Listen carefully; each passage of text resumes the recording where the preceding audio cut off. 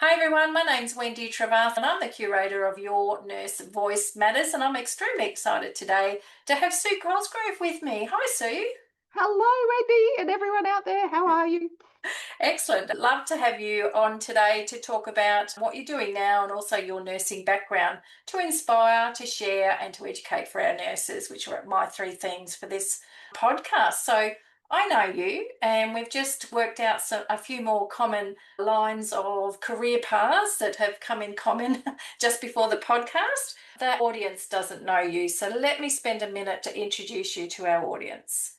Sue Cosgrove is a health and wellness coach working with the healthcare workforce to create awareness and solutions for their self-care and team care to be happier at work.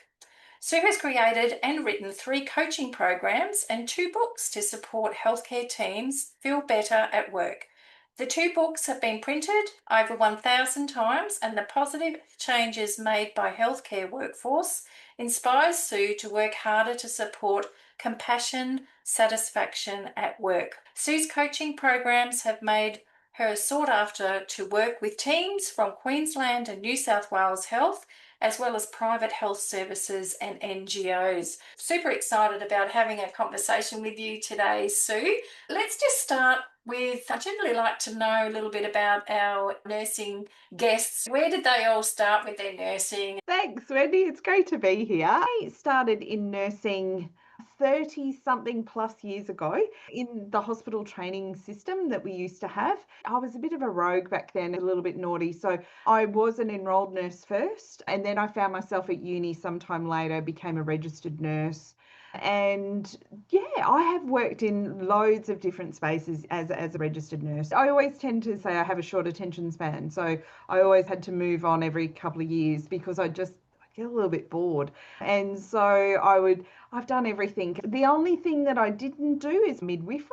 It Mm. really didn't float my boat. I gave it a whirl, just wasn't my dealio. I think that was because maybe they were too well coming in and having babies. I don't know. It just wasn't my thing. So yeah, worked in lots of different spaces and then ended up gravitating towards education spaces.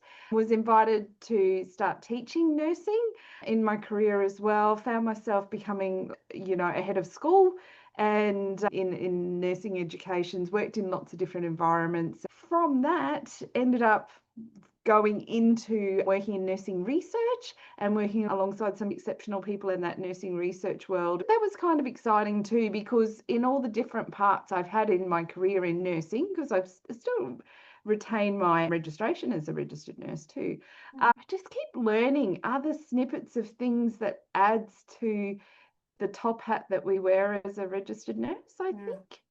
Yeah, but I did separate from working for organisations about 3 years ago to start my own business in supporting healthcare workforce. Nice. And so that's where I sit now in that space. Yeah, and we can see behind you on YouTube there's Zest Again, which I love. Midlife Mojo is my first book that I did 7 years ago. I see you've written two books too, so I'd love to know more about that in a minute. But let's talk about that transition into what you're doing now. Was there a pivotal moment that made you see the light Yeah. and move past, or did it happen just like osmosis and moving into something else? You seem to me like someone that goes, that you're curious and you go, oh, I just want to go over that way a little bit. I love it. Yeah, constantly curious is the way of life for me. I'm a lifelong learner, so I keep learning as I go.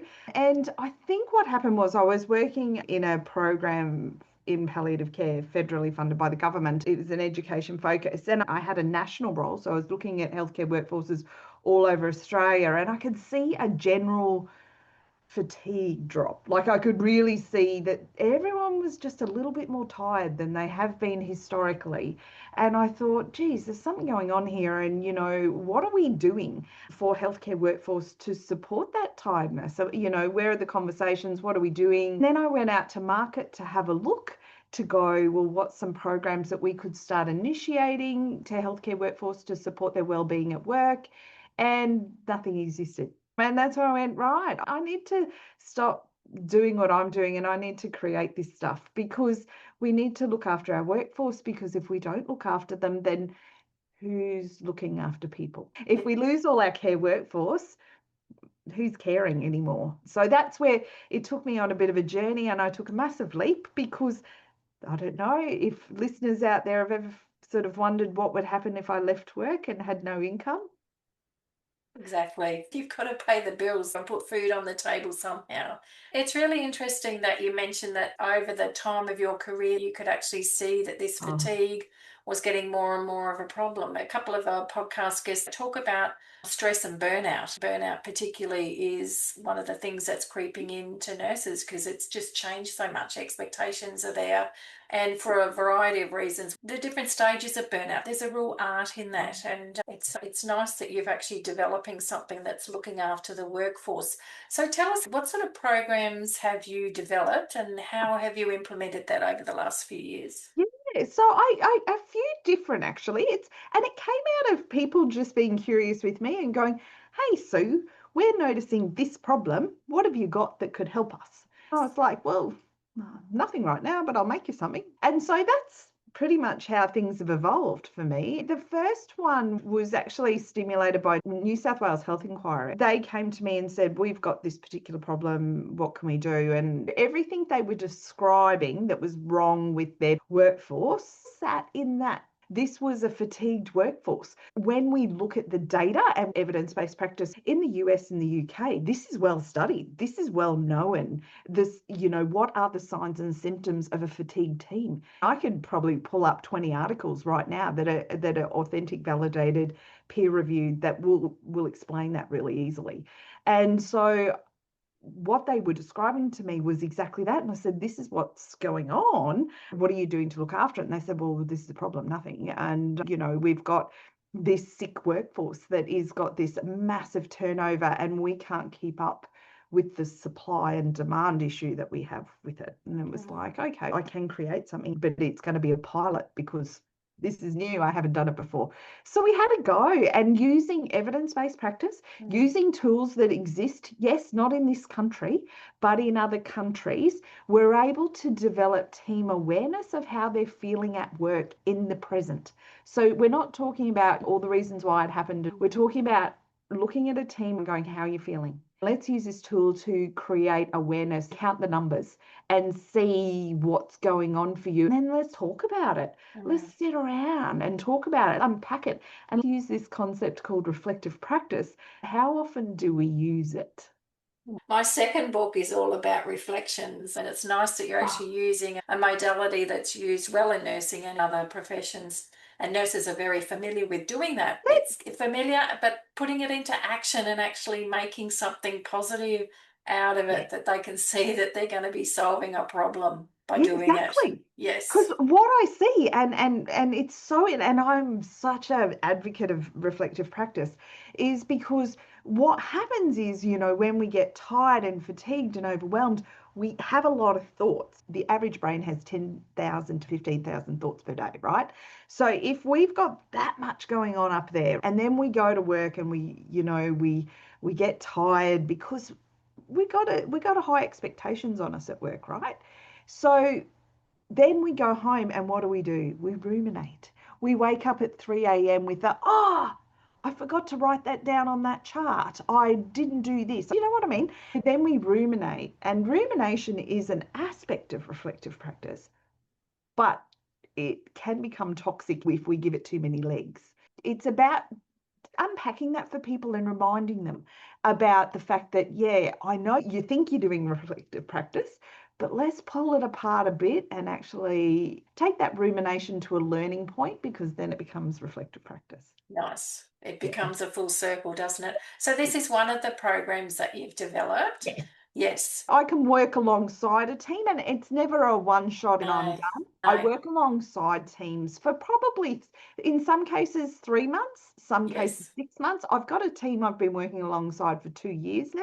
Yeah. They've actually found a way to budget me in, and I'm their quarterly health and wellness coach. I come in for 2 hours 4 times a year and work with them. They are magic. They're a team who have grown amazingly just because they want to now. Yes, the willingness to change. I did the wellness coaching from Wellness Coaching Australia. So I know you've got to be working with a team that's actually wanting to change and that are embracing it and wanting to move forward for any sort of actions to lead to really good outcomes. So what are some of the outcomes that you're seeing? Let's talk about the team that you've been working with for the 2 years. What are Yes. some of the things that, compared to when you first started? Tell us what the A and the Z looks like. Well, they just wanted to explore the idea of wellness at work. They're a bit Yes. unsure about it. Like it was like, really, what you're not going to just tell us we should self-care. And I'm like, no, no, no, no, no. I've got a big toolkit and I can get you to just tap into your brain. How am I? How is my mindset? Is it positive or negative? What's my level of compassion satisfaction, compassion fatigue, secondary traumatic stress? Where am I in the now? What is my capability to be present right now? These are all validated tools that exist out there in the universe that I, as a health and wellness coach, tap into and will work with these teams to just get them back to themselves, to get reflective and just go, how am I feeling? Am I really able to turn up and do my job every day, or I need to give myself a timeout? A timeout for people is all different. I don't know what that looks like. In particularly with this team, them all realizing that they were all a bit tired but no one had really talked to each other about it. They all had these little siloed spaces that they were going off and coping with their tiredness, but no one was collectively talking about it. Now, quarterly, we meet, we sort of have a laugh about, what's been happening in the last few months. We go, wow, that's a lot. We reflect on that. But then we sort of talk about, well, what are we doing for the future? And as a team, that's really important because the team always has to have a common goal that they're working towards. And everyone kind of has to be seeing the common goal and understanding what that looks like. Mm. I think that's what brings this team together now. They all know how they communicate together. They know what their guiding principles of communication together looks like. They know, and so if someone's having a bad day and not aligning to their values and their guiding principles, it's a beautiful check-in process of just going, hey, you okay? Mm. You seem a bit off, but not from a negative point of view of I'm angry with you. It's just a beautiful, like collegial, are you okay? Yeah, You know? check in. We, Yeah. we we often hear like, and you're talking broadly around healthcare teams. Yeah. My context is with nurses, and I know nurses will take themselves away for a coffee break or they'll meet somewhere after work. But the problem with that, or not problem, but there is usually an in group and an out group. So Yes. it's the people You've that got are the in the silo pods, don't you? Yes, you've got the out group that feel a little bit unsupported, but what you're actually doing is a coordinated approach for this check-in, which the organisation is supporting. I'm sure there's probably a few people on the, as I've defined them, that would be really enjoying the opportunity to be a part of the solution for the team. Yes. Yes, beautiful. This team has really, and so every year now, as we're coming to the end of the year, we're planning goals for the next year of something the team wants to achieve together. And we're talking about an interdisciplinary team here. We're talking Nice. about the allied health, the nurses, the doctors, everyone comes at some point. They can't come to all sessions, but everybody tries to fit in. The way I build my resources, they have this housing system that they can all tap into. So even if they miss a session, they have access to all the materials so they can do it in their own time, Mm. which kind of embraces all the different type of introverted, extroverted personalities that might be in the group as well. And to watch a team grow, I actually see them this week and they're excited. Like they're excited Looking initially. forward to it. They look kind of like, yes, I love it. I actually managed a rehab ward in one of my previous experiences, and it's really fulfilling to see a team come together when you're talking about common goals. You talked about matching values, you're all there for the same purpose. Even though a lot of our conversations were about work related things and achieving group goals, just having that team working together, it just works magic. The beneficiaries of that positive energy, which is fantastic. Exactly. And I think that is the thing because these people know work is still hard. The work, I can't change the work. We can't change the hardness of their work that they've got to turn up to every day. But I think it's that knowing that now we have a system in our team that, I can have a bad day at work but, you know, that's okay because the team, they get me. They understand how I work. And if I have an off day, they're not going to throw me to the wolves. They're going to check in on me and make sure I'm okay. And I will be okay because I've got all these beautiful people who've got my back. That's something we need to grow more of. Excitedly, I'm starting with a brand new team doing the same thing. We're building a similar strategy. I start with them in a couple of weeks. This is the thing. I don't think they're excited to see me either. But the thing is, in a few years, they're going to be a new team as well. They'll sort of forget where they came from, but that's okay because they're in this happy place now and that makes it okay. So tell me, with the work that you do with this team, are you currently doing some research and Oh, adjuncting? Yes. Oh, you got excited. I like that. no, So tell me. because that's the important thing here. With this work, particularly with the work I'm doing with Queensland Health in palliative care, I've got funding to do a lot of teams there. It's a compassion satisfaction program. When I first meet a particular team that I might be working with, I've pretty much met nearly every team all over Queensland. I haven't got many teams left to go. I meet the team face to face, first of all, just so they can get to know me. Us people in health can be a little bit judgmental, and we want to check out that the person who's with us is the real deal. So I always like to do that face to face, first of all. And then I get them, I used a validated tool called ProQual, which measures compassion satisfaction, compassion fatigue, and secondary traumatic stress from an awareness point of view, not a diagnostic point of view. That's always important to know. And we do the tool, and I get all those results. Of course, they score themselves, but I take all the results with me. That is the pre-survey. So that's when I've just met them. They've learned nothing, nothing's different. Then I work alongside them. I do the face-to-face workshop and then follow up online coaching sessions or face-to-face. It depends on where they are in Queensland, whether I can physically get there or not. Often it's online. And then we do that. I might work alongside a team for quite a few months. We keep picking away at little things like building resilience, building boundaries, learning team communication. The intricacies of team communication is something that a lot of people are really interested in. Sometimes I find, and I get a lot of feedback from people saying, Sue, I didn't realize how much our personalities affected our team communication, how much our generational influences impact our community. I kind of unpack all of these things with teams. I work alongside and then I finish up with them because I can't stay with them forever. The funding doesn't allow for that. Damn. And then I repeat the survey. Okay, exactly the same, validated, repeat it again. And then we look at the results they had at the beginning and the results they gave us at the end.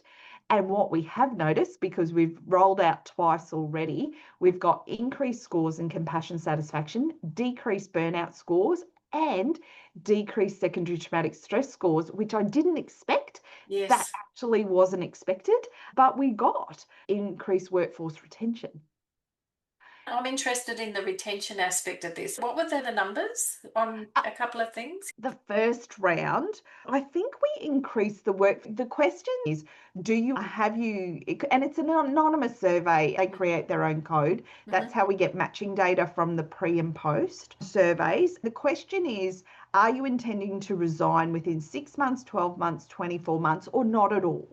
I don't want to be too intrusive with asking a lot of questions. Some feedback has been, do you want to know why I want to leave? I'd love to know that, but that's outside the scope of this. So let's just leave it at that. But what we see is we see it at about probably the retention increase by, it's in the first round was about 25% to, I think the second round I saw about, I think it was sitting at 52%. Of the groups that we Of the work group with. that wanted to stay in their Yes. current workplace. Nice. Yeah. So that's a real shifting of a dial, isn't it? Oh, That's amazing. Yeah, well done. And I hear this thing all the time, like nurses want to be heard, hence why I do this podcast, yeah. and healthcare teams broadly want to be heard. They want people to listen to what their concerns are for the, obviously the organisations that you're working with are listening to this and putting you in place to be able Yeah. to support the healthcare teams moving forward in what they do best. If you look at a profit and loss statement as a nursing unit manager or a business unit manager, you will have a profit and loss statement. Every staff member is worth $1. If I lose 10% of that group every year, that Mm. costs money off my profit and loss statement. And then I've got to pay for the recruitment to replace them, which adds to the function. If I'm a level 5 RN on a profit and loss statement, I look about $30,000. So if I lose five of those, if I lose five of my level 5 RNs, that's $30,000 times five. So that's $150,000 I have lost before the year even starts off my profit and loss statement. What if I invested in a program that supported my staff to feel nurtured and cared for and encouraged, and it didn't cost anywhere near as much as that, and I could retain my workforce?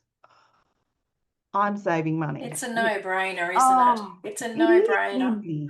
Yeah. Like, and the thing is, like, and I think there's so many of us in healthcare workforce who have changed, we've changed the hats that we wear. I'm not clinical on the floor anymore, but I'm still highly invested in healthcare Yeah. workforce's wellness, Mm. and I think that's the thing is I work alongside other nurses who've become coaches, an oncologist who's become a coach. These are amazing people Mm. who all feel the same way. We are looking at a workforce that wants to be listened to. Definitely. Yeah, I sorry, I love get it. very excited, Wendy, if Yes, you no, haven't I can noticed. hear your passion and your enthusiasm is infectious. I love it. So, talk to me a little bit. You can see behind me, for those that are watching the YouTube, I'm an author of 3 books, but I'd like to know the 2 books that you've written. What are Oh, they about? so Yes. the first one is the self-coaching guide, which is to pretty much to take yourself from compassion fatigue into compassion satisfaction. So that's what that first book is. And it's a self-coaching guide. And that's the core work of the workshop stuff that I go out and work with the teams in.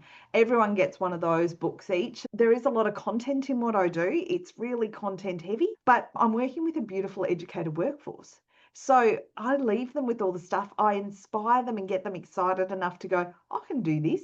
And then I walk away. I'll still see them for some online work, but that book is with them. And the feedback I get from that is, oh, Sue, I actually haven't been able to get to the follow up online coaching, but I've been working on your book and I'm so excited. Like I've changed something in myself. Like I've realized I was getting myself stuck in my own job. And I've looked at that now. I had to learn more about myself to unpack that. So that was that book. Then I wrote another one, which is called Compassionate Mentoring, because here's another glitch we have in health. We expect each other to teach each other how to do the work. Yes. But mentoring is actually a skill set. Absolutely. We've run into a bit of a brick wall sometimes when we ask people to do something that they don't want to do. And that's how we've got a long history of nurses eating their young, as evidenced in research as well. So I wrote a compassionate mentoring program, which is it's basically a step by step, all the things I need to prepare in myself to make sure I'm ready to step in front of someone else and go, hey, I'll show you how to do what I do. But first, I've had to work on myself to make sure I'm confident to get in front of you and say that. So that's exciting. I ran that one in New South Wales as well, and it got so much positivity. I worked with 17 aged care facilities on it. We took just a few of the informal leaders, in every organisation, Wendy. Yes. There's those Yes. amazing staff members, and they don't have a leadership title, but they are the superstars, right?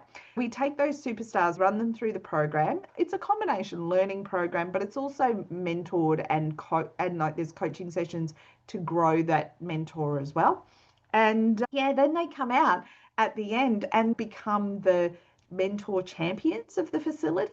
We teach them that you don't have to work harder to be a mentor. It's actually how can I do it smarter? And Mm. so we use all those principles, and it's a step by step book of how to do that with all the tools, all the material that you need to make it easier on you, not harder. As a nurse, I learned I think I learned how to do that by osmosis with as I went through my hospital You did. training. When it came to actually doing that as a second, third year nurse, it kind of came a little bit naturally. As you got older, it was like you're caring for the patient, so you take the student or the new RN with you and teach them as you're doing things. It's not something that you actually do separately. I hear all the time, I need more time on top of my daily quota. Well, no, you don't. It's an art that you do while you're caring for your patients, doing the team leader role, other aspects of your current job.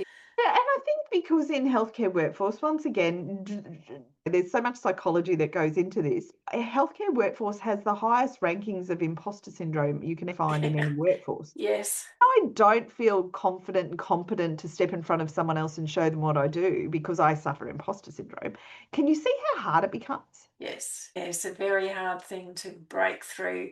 Exactly. There's a So lot of that was, psychology behind that. We could oh, spend hours talking about this, I love honestly. unpacking people's Yes. personalities to uncover that. The disc model has been revamped and revised. I do that with recruitment, like about what sort of nurse are you? Not to pigeonhole people, but to gain an understanding of how they work themselves and also how they work with other team members. You might recognize those personalities with your team members. I'm just conscious of the time, Oh, and I yes. know that our nurses are listening probably towards the end of their lunch Yeah. break. So we might finish up. You've been around a while, that's obvious, and we love your enthusiasm and your expertise across a number of projects. What would be one golden nugget you'd like to impart on the nurses listening to this?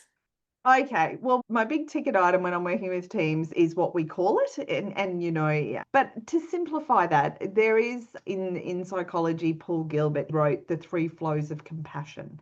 I've morphed it a bit, and we now call it the three flows of care in Zest Again. So what it is, it's about noticing how much care do I do for others. I always ask people to think about how big is that ball in your life. For most of us in healthcare, it's probably the size of, those big yoga balls you sit on, Mm, right? yes. And then we think about the care for self ball and we go, how much care am I doing for myself that's giving me energy? So often that ball remains the size of a tennis ball. In Mm, some of my workshops, some people call it a golf ball. Now I've got a yoga ball and a golf ball. And then there's the last one, which is care from others. How much do you allow other people to care for you? I'm not talking about taking you to the toilet or giving you a shower. I'm talking about those beautiful little things that people do for you that give you energy. Taking you for a cup of coffee, like you were talking about before, Wendy. After mm, work, when work's hard, and someone goes, "Oh, Sue, let's go for a coffee and just break that that's down." it. That's the good gear. So, how much do you allow that in your life? And so, once again, for nurses in particular, this is the hardest one because we're the carers. We don't like people caring for us. And the thing is, in life, these balls need to be similar sizes so we can keep them in motion and in flow. Because if those three factors of the care we do for others, the self care we do for self, and the care we allow other people to give us as well and to nurture us and look after us, if they are in a similar balance, not the same size necessarily, but in a flowable balance that we can keep on the go, we'll actually have beautiful energy that represents that. But when one ball gets so big that you cannot keep them in flow, we're not in flow and we're suffering. So that's always I ask people, how are your balls? And anyone from the outside listening to that conversation are going to go, what the heck is she talking about? Oh, I love it. All right, that's our take home message. How are your balls? I love it. I talk to that point all over the land at the moment. And it's just a simple reflection point to go, geez, my balls are out of whack at the moment. No wonder I'm tired. I love it. Oh, Sue, you're making me cry. I love it. Oh, it's been a pleasure talking with you today, Sue. I'm so pleased we've had this half an hour with you. Any last words? Oh, well, thank you for the opportunity. I really love our healthcare workforce and I just want to keep it. And I know that most of the people who started in healthcare did it because they're good people who want to care. And I don't want to lose them because they get so tired that they've got no one to talk to. Just talk to people, care for each other, and look after yourselves. Yeah, absolutely, 100%. It's been a pleasure having you. on this podcast. We've learned a lot from you today. I really appreciate that. So, anyone who would like to be a guest, if you've got a story to tell from your nursing history, I'd love to have you on as a guest. We look forward to hearing you and seeing you on our next episode of Your Nurse Voice Matters. My name's Wendy Trevathan, and it's bye for now. Thanks, everyone.